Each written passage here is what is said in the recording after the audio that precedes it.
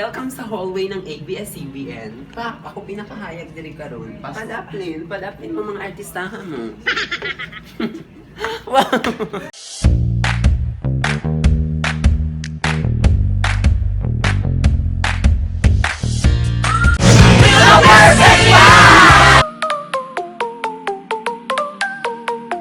So hi, this is Random Vibes. Ka-perfect ba?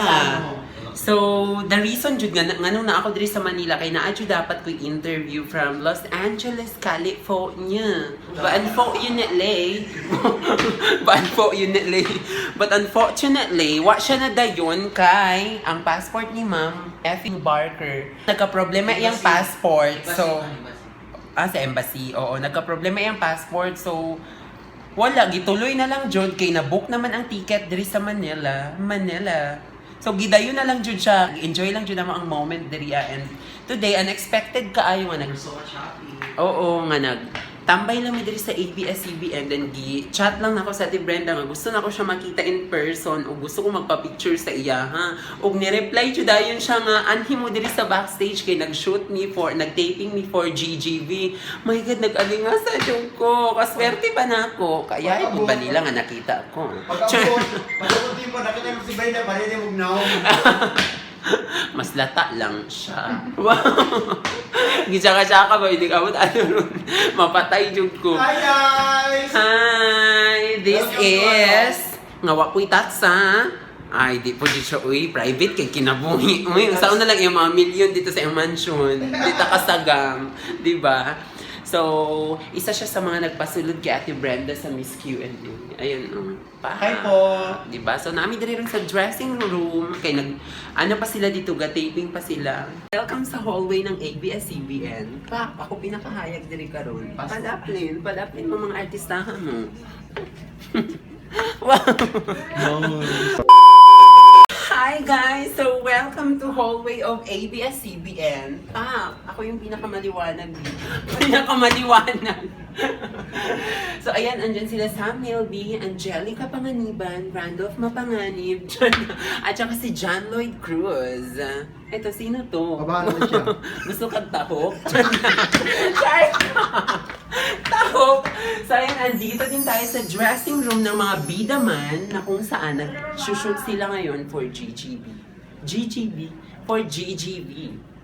Ayan andito si Aries, Jiro, at saka si Jean na grand champion ng bidaman. Tara, wala yung naitao dira. Wala nga. Lahi ang mga tao dira. Ipakulong nila ka nung hinda. Ay, ako? Actually, unexpected. Ha? Oo, nag-chat lang ko kay Ate Brenda kung asa siya, kay magpa-picture ko, kay wapa po mi nakita. Unya sa diyang, giinan ko niya, ani, diri backstage, ana. Guest daw niya. Oo. First time yung GGV? No, it's my third time. Last year, nakatanaw ko. Nagawas lang siya. Oo. Hindi na kayo ba yun? Dito ra sa mong kwarto. Kwarto ra sa balay ra dain mo. Uliho, lahi ra yung mga artista no, sundan jug atiman, kita na lang kay atiman sa sarili. Pero murag gyapon napabayaan yung mga. No, mamis ka. Pero gawa yan. Hindi pa ni maong. Hindi pa ni maong. Oh, kuha pa ba? Si Linder siya yung mga. Imong naong daw murag watermelon. Walay pakay. Dagang buslot-buslot. Oh, grabe na po na. Ay. Hala ka, Chad. Mana din ba no? Papatay dito ang Ate Chad. At dito naman yung dressing room ni Chad, Brenda, at mga bands. So ako ang banda. This band. Ulo na ko inanigat. Ay, Miss Boy, again, nagkita dyan, Midri. Diyos ko, unexpected ka. Boy, nagkita na po dyan. Saan na lang po? Si Roy. Nag-vlogger din. Kaya gano'n. Puro mga Hi, Team Friends! Thank you so much! Makatanaw na dyan yung GGV. Matanaw ka niya? Manonood ka din Oo, matanaw mi. Abangan niyo po ang GGV guys. Ikaw, matanaw ka, Roy? After natin mag-GGV mamaya, ano gagawin natin? Maghanap ng mga Hanggang kumuno. alas 10 siguro. Si Erica yung bang pa ba? Mag-debate ka tayo. Saan yan? Hi guys, we're Gusto may here. ABS lang, tapos pag-grab ka na lang namin. Ay, magaling siya mag-vlog. Sayo ka nga.